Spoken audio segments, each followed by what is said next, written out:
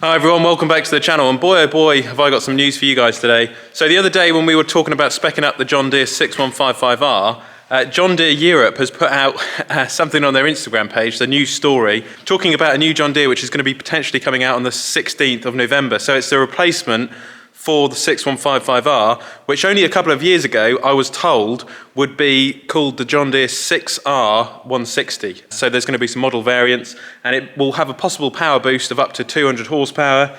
It's going to be based on the 7R and 8Rs which have been released several years prior to that. If you remember when we went to Agritechnica a few years ago, they did have the new 9RX, 8RX and the 7Rs, which were the 7R 310s plus, and then there was model variants.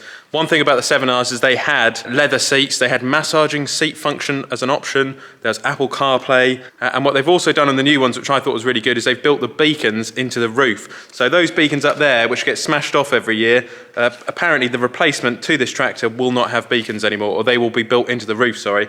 So that is going to be awesome. The new one's going to have a stage 5 6.8 litre engine, and it's going to possibly be the John Deere 6R 160, which will then boost to 200 horsepower, so about 5 horsepower more than the 195 this John Deere currently gets.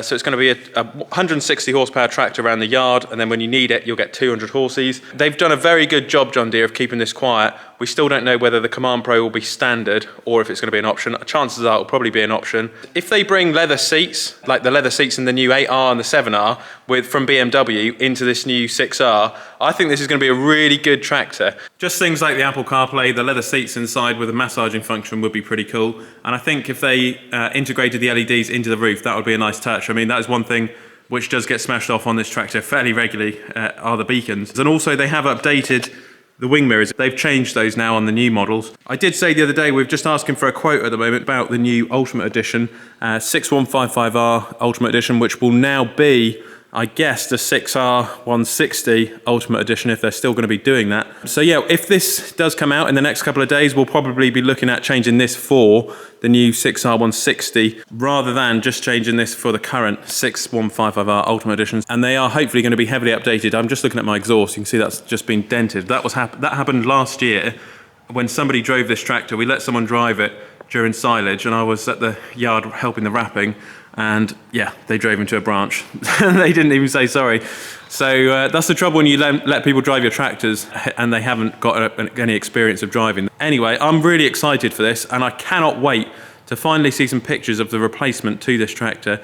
They've kept it very quiet, you know, they really have. They've done a good job. They kept it quiet on the 7Rs and the 8Rs, but we did get a little bit of a sneak peek with some pictures on the 8RX. But this new one has been like a project in MI6 or something like that. You know, they've really done a good job of not allowing us to see any pictures. So hopefully on the 16th, we'll finally see some pictures, see what it's like, and then I think it'll be a 6R to contend with this one. It'll be a tractor which will be worth changing to, and just an all-round better, more reliable tractor which will be more comfortable to drive and use day to day. I think Apple CarPlay, for the amount of times I've spent on the road, I think that would be such a good idea, because I do use SatNav, believe it or not, in this tractor when I have to go to other farms sometimes, and I do think, well, it's got a computer there, why couldn't we just use Apple CarPlay in it? Oh, so you can see there we've got a 1500 hour service which is coming up, got GPS satellite. You know, so on the new one you're going to be able to connect Apple CarPlay onto this, hopefully. So my phone would have all of its apps on here, and then you'll be able to put Waze on here, Spotify, Google Maps. How cool will that be in the tractor?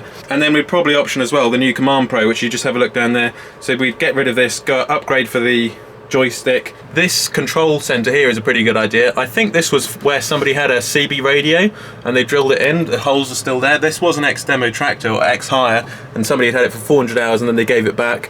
This is a really good feature. It's the Bluetooth hands-free. So when I connect my phone, I can talk hands-free, and the microphone there picks up my voice, which is a pretty good idea for when you're on the road. Another thing I've noticed in the last couple of years, one of my speakers, this one, has stopped working, but all the rest are still pretty good. When you factor in the fact that I've got to change one of these speakers, I was going to put the front PTO on next year. This tractor's now out of warranty. So when you consider there's £3,500–4,000 worth of work I need doing to this tractor, it's not really worth, I don't think, spending the money on this tractor. We may as well upgrade to the new one. And I'm hoping it's going to be a pretty good tractor. I'm hoping maybe they'll increase the speed a little bit as well, because this is a 50k. It will do about 53k, but whereas my old 6930 would do 55k, 55, 56, and I've been told there's no way of increasing the speed on these. What you get is what you have to put up with. So maybe if they could come out of the factory at 55k, that would be pretty cool. Other than those things though, this is not a bad cab. I'd say it's probably one of the best on the market. I mean, a lot of people nowadays love Fendt tractors, which is fair enough. Although I do think if they get this right, John Deere, this 6R, which when it comes out on the 16th, it'll probably be one of the best tractors, I think, on the market for the money. Leave a comment in the comment section if you know about the new 6Rs. Also, the front weight option, which we've been talking about recently, the yellow lid, the yellow and black sides, and the sort of black graphics design on the front, black and white, we will keep that. So I've spoken to Cherry Products, we're not going to change to red and white anymore. I think that's going to match hopefully really well with this tractor and the next tractor which we get in the future. I wanted a weight box which could match with anything, which could be on the front and it would look great on a Fendt, a John Deere, a New Holland, a Massey, whatever it might be.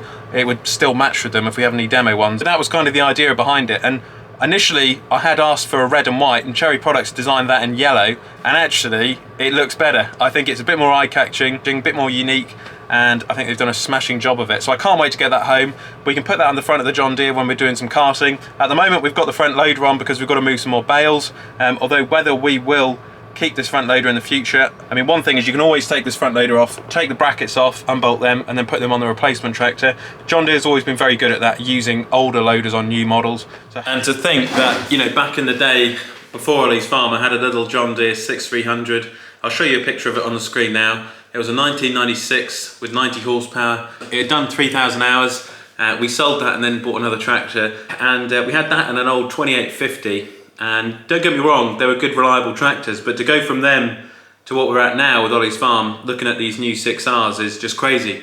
So thanks for supporting the channel over these last few years and continuing to support the channel because you really are making a big difference to this farm and to the equipment we're able to acquire, and also to the farming we're able to carry out nowadays. And I think it's important to just remember those earlier days, you know, when things were different. So I really hope this is going to be a good upgrade. The latest 6R 160, hopefully it's going to be. It might be slightly different, but that is what I have been told. And if anyone's got any more information about the new 6Rs, do leave it down below, because as I've said, John Deere are really doing a good job of keeping this one under wraps. Normally you get a few spy shots or something like that, but there's been nothing like that on this one. It probably will have a better AdBlue system and just be generally more advanced than the old model, as is the case with a lot of these new machines as everything develops and improves. So there's no point at the moment in putting an order on the new Ultimate Edition if they're going to release this new 6R. It's a bit like when you go out and buy a phone, an iPhone, you get the latest one and then literally the next day they put another one out. Well, to be fair, with John Deere, they rarely ever change the 6Rs at the moment, so this is going to be, you know, I've been waiting for this for the last few years, so it's nice to know that it's finally happening. We'll keep an eye out on the John Deere Europe Instagram page and see what they're up to on the 16th. Also, there's going to be some coverage released on John Deere's website, and obviously with, you know, how the world's changed over the last few years, they used to do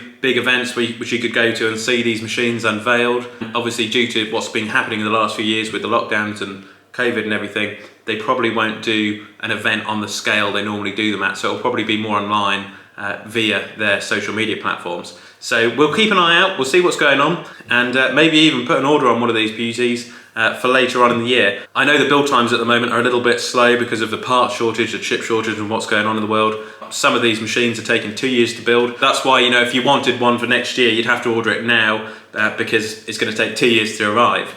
So we've still got the current 6R probably for another year yet, 6 to 12 months, because of when you put these things on order, they are going to take a couple of years, unfortunately. So you have got to be organised and get ahead. However, when you get that tractor, like I said, I think this will be a good one. And I'm hoping as well they're going to offer a good warranty on this one, because on both of those machines in the yard, the Manitou and the John Deere, they've both been in warranty for the time that we've had them, and there has been a few niggly things which has gone wrong with them. It's nice having a machine in warranty, because, you know, if you've got a 5, 10, 15,000 pound bill on a machine that's still in warranty, you're not going to have to pay that if it's under warranty, hopefully. So, you know, that's the idea. So if we can keep our machinery under warranty and keep it busy and keep the show on the road, then I'm one happy farmer. And we'll be keeping our eyes open for the 16th of November when the new model comes out. Enjoy your weekend, stay positive, and I will catch you on the next one.